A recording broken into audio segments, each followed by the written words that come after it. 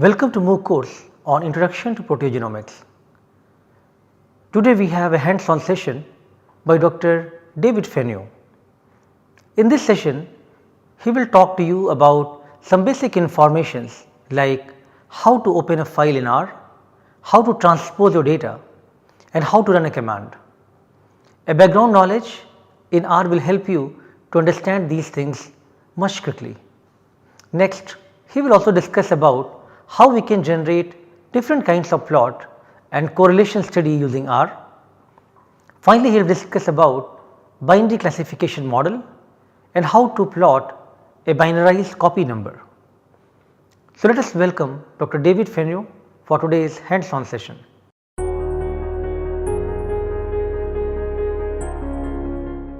You should start RStudio.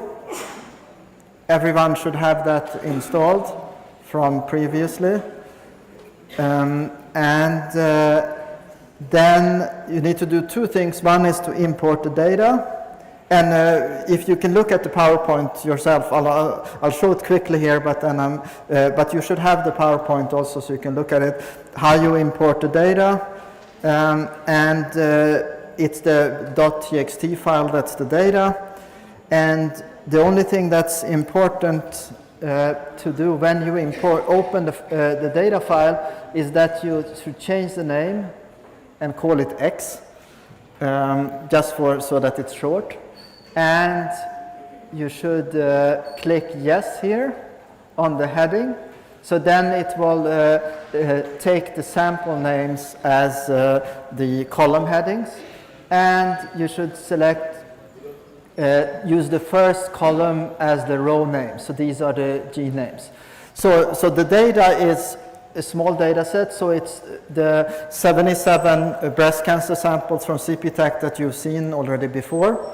And I have just done a small selection of genes. So these are from the bottom here, there are 5 genes, and these are the protein levels that we measured, and it's the log2 protein levels. So it's ERBB2, ERBB4, GRB7, TBCB, and TRIM65.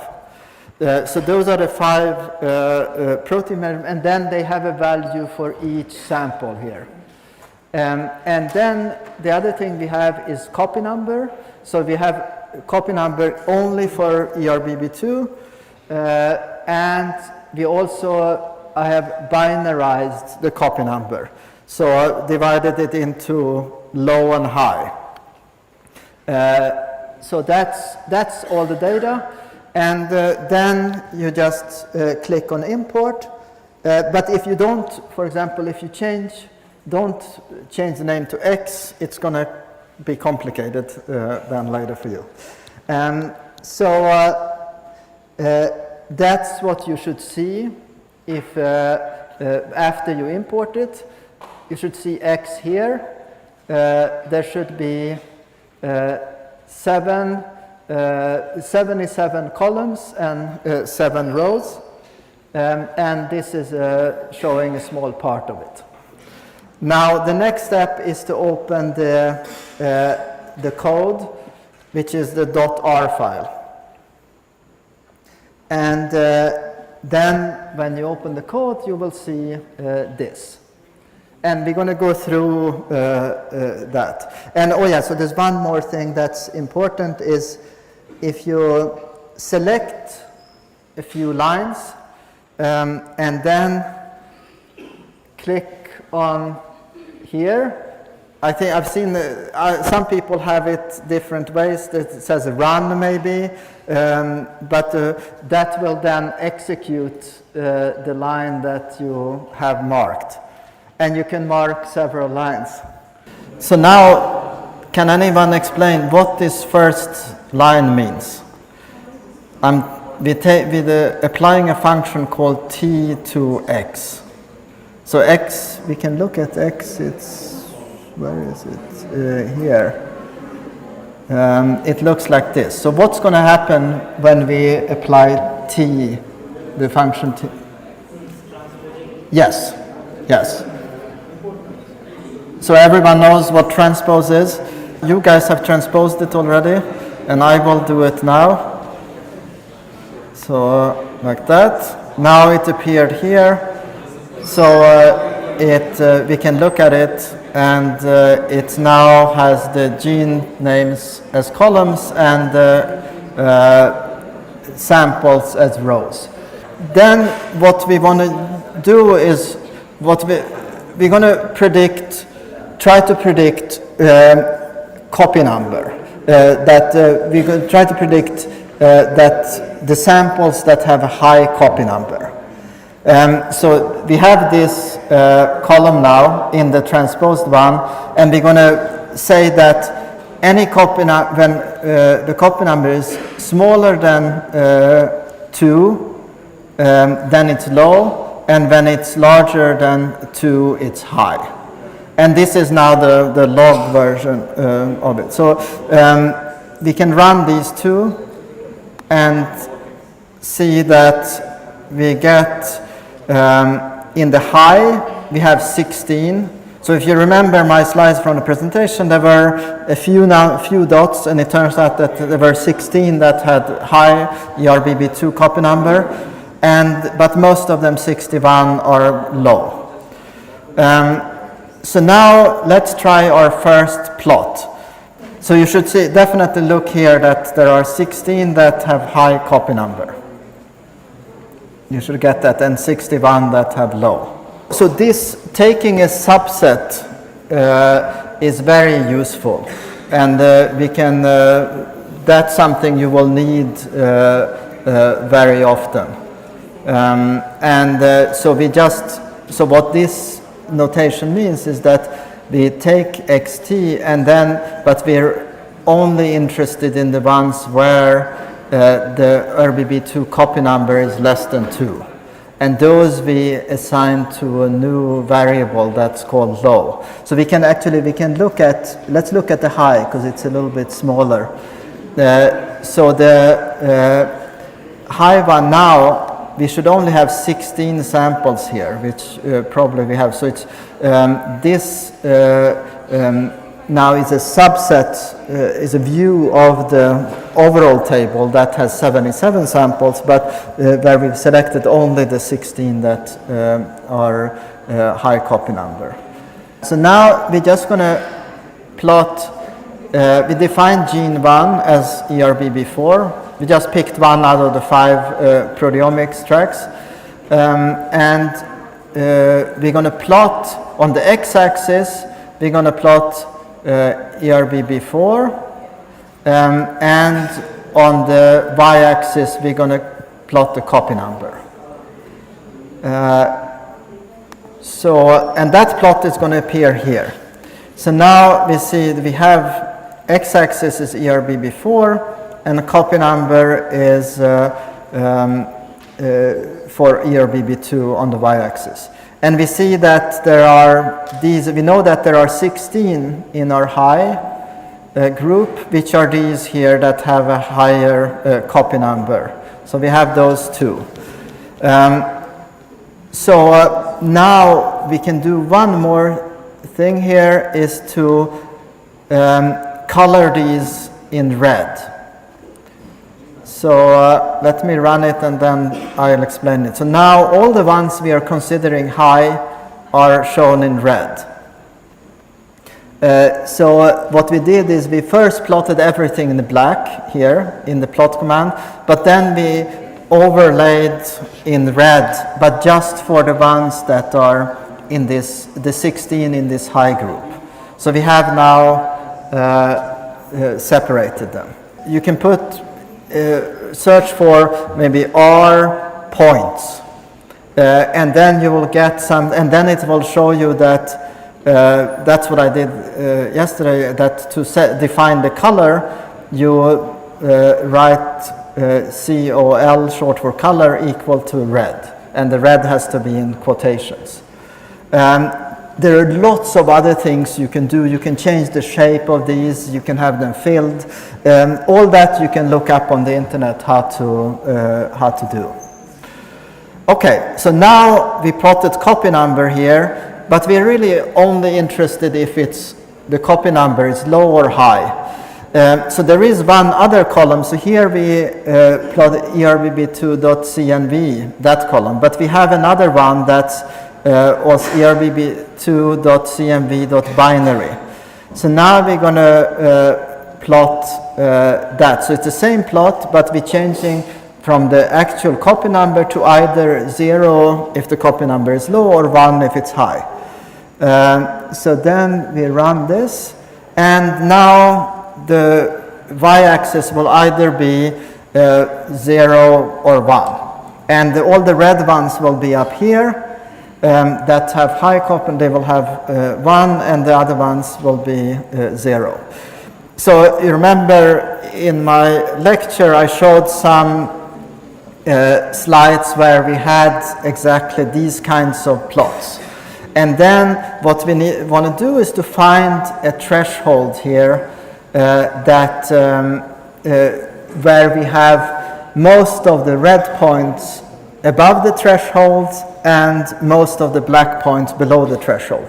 Now, as you see, it's impossible to find a perfect thing for this, but let's try just one. So now there's a whole section here that we're going to run. We're going to just define the threshold at 5 because all the black points are below 5. So we're going to run this and get another plot where we put the line here at 5, and then we see we're going to get these define this low above. So that's the number of black points above the line, which is 0. Low below, which is 61, which is all the black. Then we have from the high group above, we have only 3, which is a bit disappointing, 3 out of 16, and that were classified right, and then 13 is below. So this is not a good choice of a threshold. But so what I want you to do is now find a good threshold. Oh yeah, so this is another Google search I did, is to how to plot with R. And you get a lot of different answers. So, and one very nice thing is that they have a graph gallery that shows different types of graphs, so you can look at the graphs and see, okay, I want to do that kind of graph, then they have the code there, you can just copy and paste and modify it a little bit. And so these will just now show exactly what we have done. And then if you remember one of the slides, what we have done now is actually make a table like this. So we had our actual groups, which are the 0 would correspond to the low group. The copy number, where ERBB2 copy number is low, and the 1 is when the copy number is high. And then the predicted group is when we set our threshold now at 5. So we get this table. So what I want you to do now is to change the threshold and just find what you think is a good threshold to choose for this example. And this is for ERBB4. Then I want you to redo it for ERBB2 protein values, which of course are going to be better. That's what we expect, but also maybe try trim 65, and find for each of these the best threshold. And also, if you have more time, you can explore to plot the data in different ways by looking here at the gallery. Yes, so then when every time you try a new threshold, you get a table like this. So maybe fill out the table a bit on paper and pen, and try a few, and then move on to from ERBB4 to ERBB2, which is going to give a better result, because there's going to be more separation, not surprisingly, because the copy number affects the same gene more.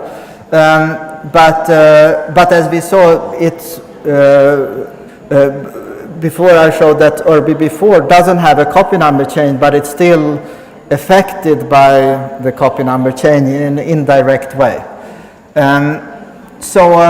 Yeah, so that's what I want you to do. And also TRIM65 is negatively correlated, but not that strongly, so that will be, then the red and the black will switch. It will be the other way around.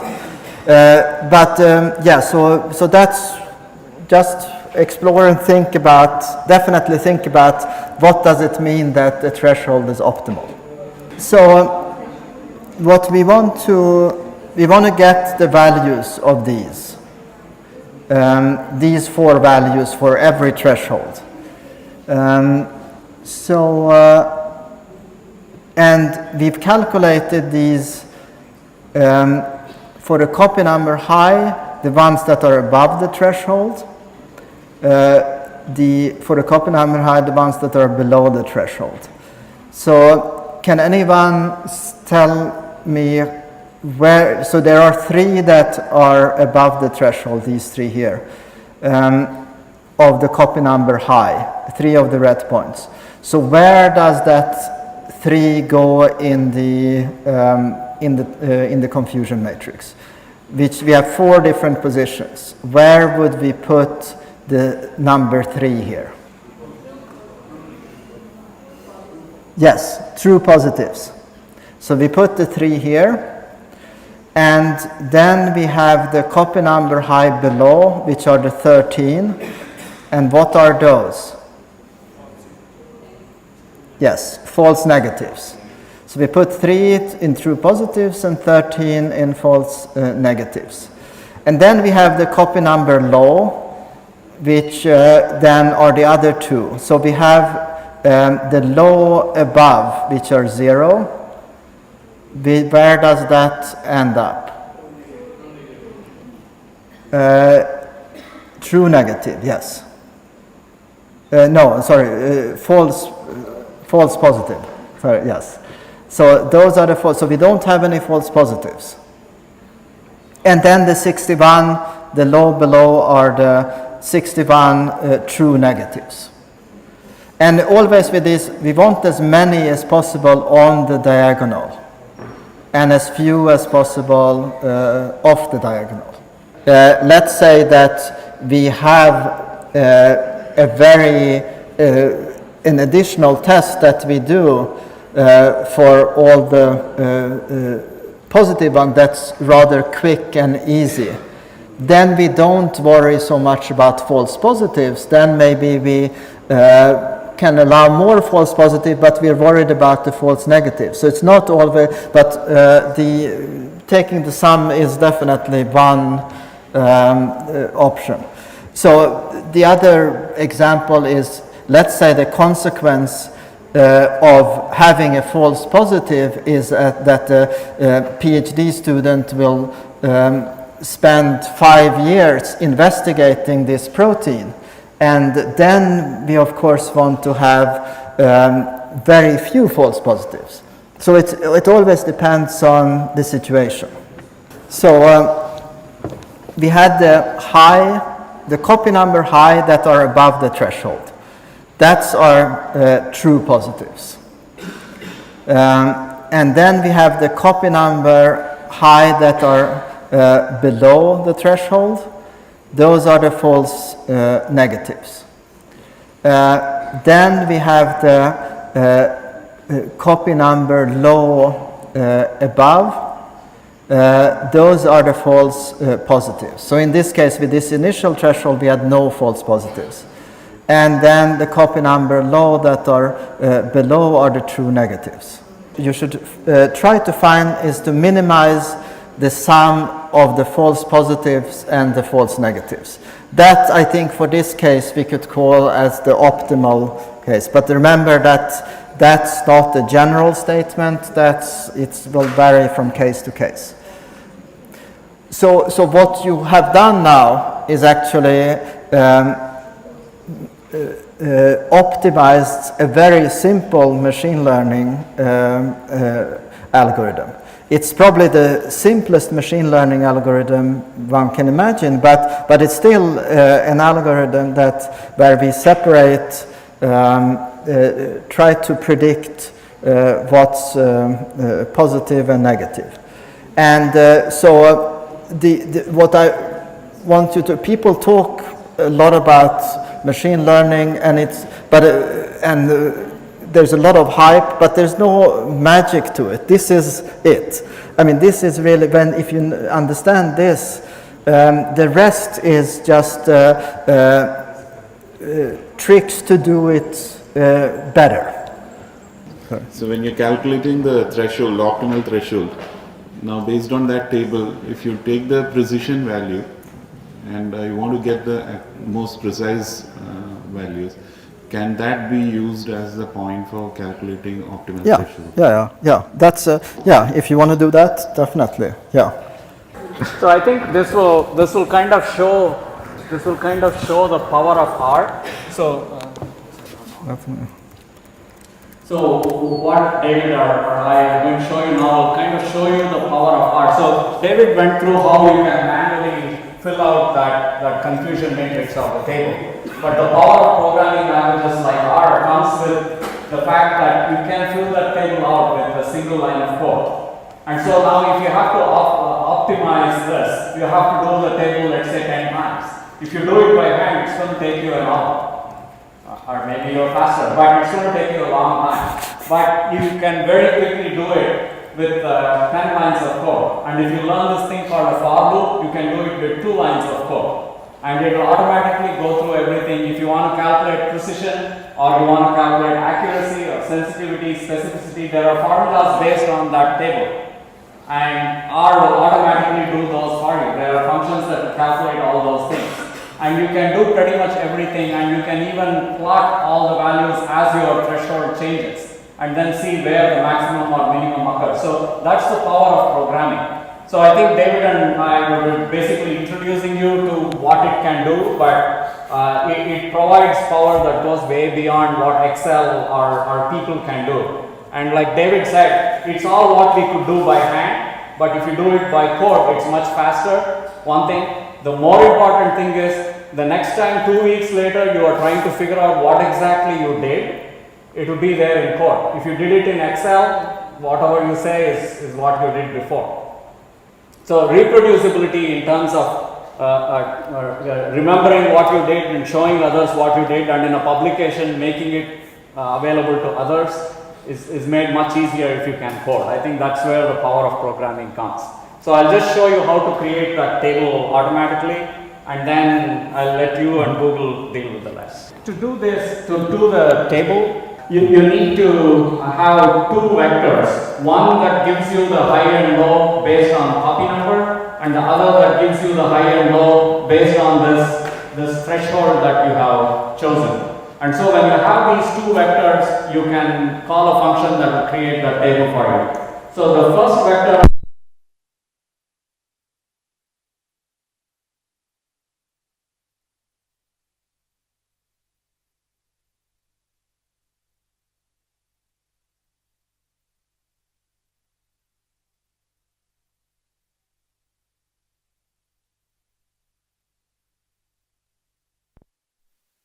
threshold of 5, and then create another vector that says when the gene is high and when the gene is low. And once you have these 2 vectors, that's a single line of code that will do the table for you.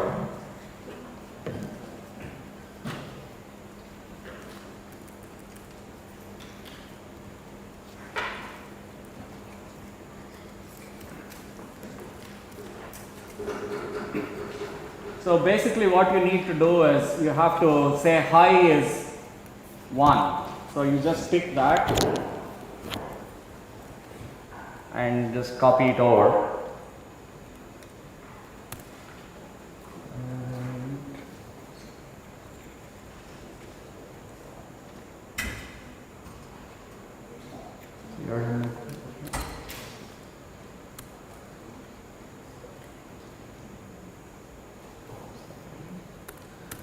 Okay, so I now have a variable called ERBB2CNV,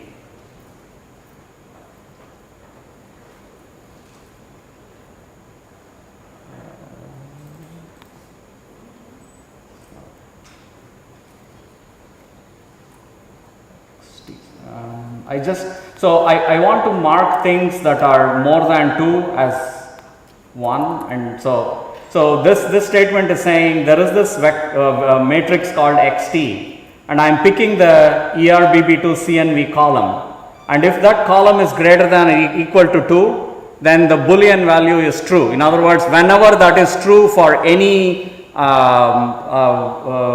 sample, then that will have a 1, otherwise it will have a 0. So it's just a different way of representing what David had before. So if you look here, so now you can see ERBB2 CNV is logical, and it has false, false, false, true, and so forth. So for every sample it will say whether it was greater than 2 or less than 2. So it now you have taken values and discretized it, so it has become true or false. I'll do the same for the other. I'm going to set my threshold to 5. I'll call it TH. So one of the tricks that our programmers use is to have names that are really small, so you don't have to type too much when you are writing code. But that's not a good idea when you are writing code to keep. This is like just to try things out. When you are writing code to publish, if you have TH, then you don't know whether it was what it meant. So then you need a longer name. But when you are just trying things out, it helps to have smaller names. And so now I'm going to say ERBB4. This error means the equal sign or something? No, the error happened because I had an extra XT here. The arrow. Oh, the arrow means get the result and put it into some name. So what I'm saying here is, so this line is basically saying I have the number 5, I want to call it TH. So that way when I write code using TH, I can go and change it to 3, and then next time I can run the same code and it will do it for 3 instead of 5. So I used an equal to sign. Equal to sign is also the same. Yeah. Actually, equal to is a more newer thing. They would not allow equal to in R before. I think, but the later versions allow equal to, but I am used to doing the less than minus. It's the same as equal to. Yeah. So I used equal to because I don't really know R. In many languages it is equal to, and R I think realized that people are getting confused, so only recently they have allowed the equal to sign. Till then it was the less than minus. So that shows that I'm a little old. So for the ERBB4 gene, I'm going to say I'm going to take the array XT, and I want the gene ERBB4, and I want this to be greater than or equal to threshold in order for it to be called high. So now for ERBB4 gene, again you see here there are 77 things, and they are all either true, false, or some true or false. So you can even look at it by just typing the name here. So now we saved the result in ERBB4.gene. So you can see for which sample it's true, for which sample it's false. It has the whole thing encoded in that one name. So now all you need to do to get your table that you did manually before is to say I want a table that compares ERBB2 copy number and ERBB4 the gene. What did I call it? Actually, up I think we put ERB. Yeah, I spelt it wrong the first time. So these are things that you have to keep in mind. So many of you had issues when you loaded the table, for example. If you didn't remove the column that said genes and make it the row name, then when you do the transpose of the matrix, the transpose works only when you have a real numbered matrix. So there are all these quirks and debugging that you need to learn along the way. It's not like as straightforward as one would think, because the error that comes out doesn't really tell you what is happening or what is wrong. So you need to kind of logically think through and do it, but you do it a couple of times, you'll get it. So there's your table. So you can see the true false here is the predicted, and the true false on the rows are the actual. So in our case, this is for the copy number and this is for the gene. And so you can, this is the table that you manually created by counting dots before. So now let's say I want to change the threshold to 3. I set threshold to 3, and then I just repeat the same command I had before. and then I just plot the table again. So now if you set it to 3, this is the result you will get, and so on. And there is a construct called a for loop where you can say start with my threshold of 1 and go up to 10, and it will calculate this table automatically and print it for values from 1 to 10. But I thought one should never use for loops in R. That's true. That's the more complicated. So there is a way to do it without doing for loops in a single line of code. And I think that's when you come for the advanced RLOs next time. Yeah, that's for, yeah. So you're allowed to use for loops until next year. Yeah. But after that, no more.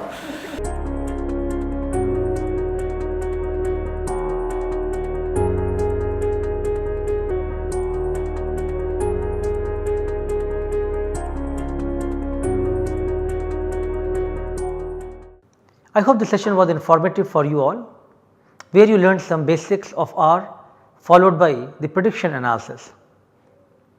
Dr. Fenio showed you how to set an optimal threshold and count the sample. We also learned how to color code the samples, that is coming with high copy number. Further, he showed you how binary classification model can be used to classify the elements of a given set into 2 groups. There are many matrices that can be used to measure the performance of a classifier or predictor. Different fields have provided different preferences for specific matrices due to different goals. For example, for the clinical applications, the sensitivity and specificity are often used. I will recommend you all to learn some basics of R that will help you a lot for doing the statistical analysis and prediction analysis very easily. There are many publicly available resources where various softwares, various codes are already available, but you at least need some basic ability to run those codes in R. In the next supplementary lecture, we will have a TA for this course, Diptaru Biswas, who will discuss about pathway enrichment and network analysis. Thank you.